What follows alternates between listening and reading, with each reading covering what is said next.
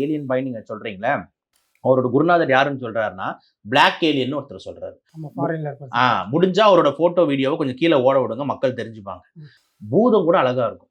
புரியுதா நான் சொல்றது? பேய் கூட அழகா இருக்கும். ஆனா அவரை பாத்தீங்கன்னா எல்லாருமே பயந்துரும். அந்த மாதிரி ஒரு வச்சிருக்காரு. என்ன பண்ணிருக்காரு, ஒரு வெள்ளைக்காரரு உடம்பு ஃபுல்லா கருப்பு இங்க வந்து டையா போட்டிருக்காரு. ஃபுல் பிளாக் ஆயிருக்காரு.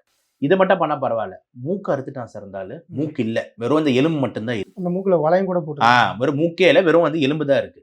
வாய் இருக்குல்ல, நம்ம உதடு இருக்குல்ல, உதடுல மேல் உதட ஃபுல்லா கட் பண்ணிட்டாரு. ஸோ டைரக்டா பல்லு தான் தெரியுது. மேல் உதட கட் பண்ணிட்டாரு.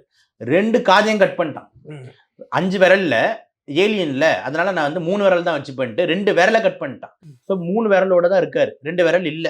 காது கிடையாது, மேல் உதடு கிடையாது, மூக்கு அறுத்துட்டாரு. இதெல்லாம் பண்ணினு சொல்றாருன்னா ஒரு 70% தான் நம்ம என்ன பண்ணியிருக்கேன். இன்னொரு 30% எனக்கு என்ன பண்ணணும், பாடி மாடிஃபை. இதெல்லாம் என்ன சார் இதெல்லாம் வந்து ஏதாவது சமுதாயத்துக்கு ஏதாவது ஊக்க வைக்கிற மாதிரி, நம்மளோட நாட்டை வளர்ச்சி பாதையில கொண்டு போற மாதிரி ஏதாவது ஒரு ஆங்கிள் இருக்கா? இப்போ எக்ஸாம்பிள் ஒரு சின்ன பையன், ஒரு தமிழகத்தை சேர்ந்த சின்ன பையன் குகேஷ் போயிட்டு வேர்ல்டு செஸ் சாம்பியன் அடிச்சுட்டு வந்து நம்ம நாட்டுக்கு எவ்வளவு பெருமை சேர்க்கிறார்.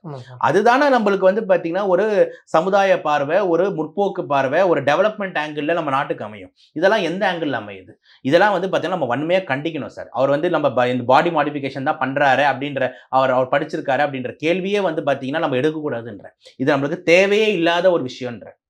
ஏன் இப்போ நம்ம அதை பேசுறோம்னா, இதை அவர் பண்ணி அவர் அதில் ட்ரெண்டிங் ஆகி இந்த மாதிரி வந்து அவருக்கு நிறைய பேர் பார்க்குறாங்க அப்படின்றதுனால, நம்ம வந்து நிறைய குழந்தைங்க நிறைய பசங்க அதை பார்க்குறாங்கன்றதுனால 100 பேர் 100ல் வந்து 98 பேர் கேலி தான் செய்வாங்க. என்னடா பார்க்க லூசு மாதிரி இருக்கான் அப்படின்ட்டு.